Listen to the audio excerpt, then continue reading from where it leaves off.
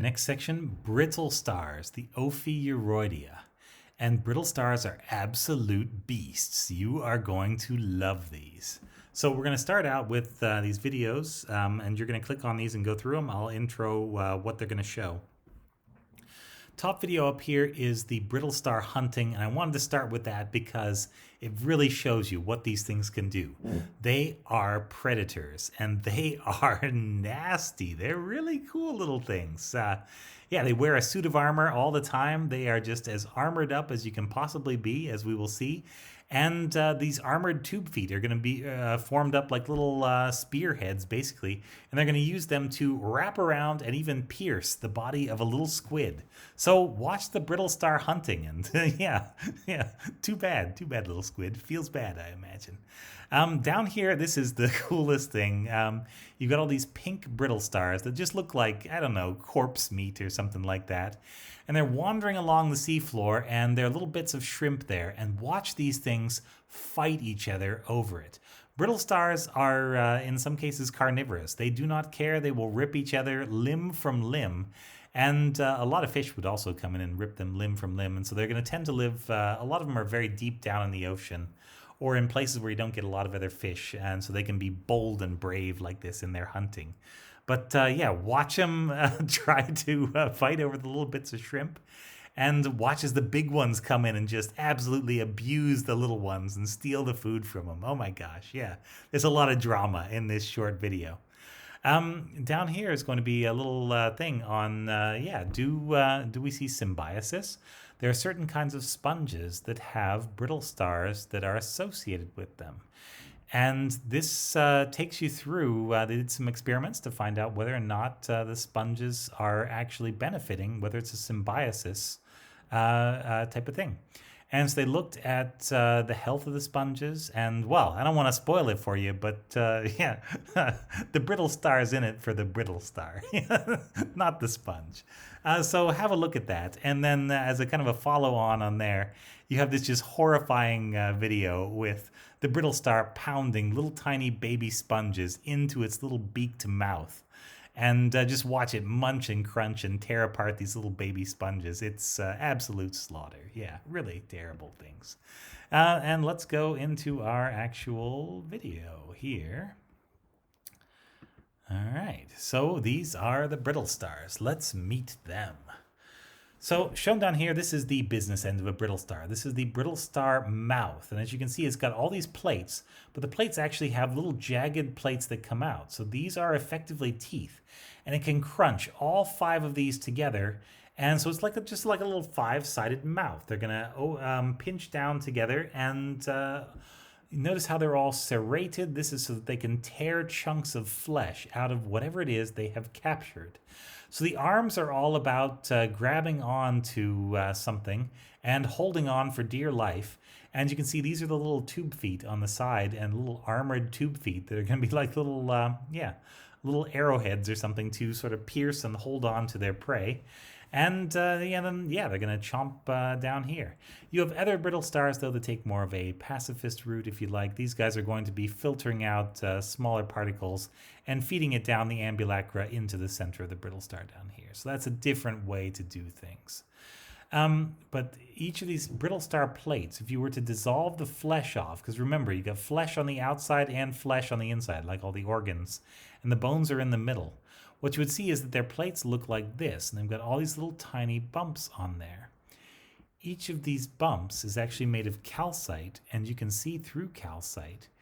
And we think there are actual light receptors and nerves on the underside of each of these plates. So not only is this armor that the brittle star can see through. So it can see through this and see you, and it can get a real good look at you without ever having to come outside of its armor. That is some pretty cool armor plating, I would say. Then this disc around the center, what you can see right here, is what's going to contain all the major organs. You're going to have gonads running out through the arms, as you do in starfish. And the brain and the water vascular system are going to make a circle around here. And then it's going to be mostly stomach and digestive tract right there in the center. So if you were to dissolve away, again, all the skin from the outside of a brittle star, these are some of the plates. And if you've been through A&P class, you know that memorizing all the bones in a human body is a daunting task. But it is nothing compared to memorizing all the bones in a brittle star. Look at each of these different plates. Each one slightly different from the next one in a characteristic way. These are the little plates that cover over the tube feet. Look at all of those little plates and all those little rows. They're positioned exactly the same way on every single one of these members of a species. And each one is its own separate little bone. And you know what? If we were really into naming things, we could give a specific name to every single one of these little bony appendages. They have some really cool shapes, and they each lock together. This is really intricate, interlocking armor. And because it's not just one solid plate, it's a bunch of little plates, the brittle star is able to bend and flex inside of this armor. So it is protected but still mobile and able to hunt and eat and do all kinds of cool things. Here is a close-up on some of those individual little plates, and these are the little treads where the plates will lock together. So this is this side of one of these plates, I believe. And yeah, you can see the grooves. They lock together, sort of a little tongue and groove fashion. And yeah, this is a nice little, not quite impenetrable, but it's about as close as you can get in terms of armor. And then they'll have, these are some of the different tube feet coverings on the outside. And yeah, completely armored around that little hydraulic tube foot. Safety first when you are a brittle star.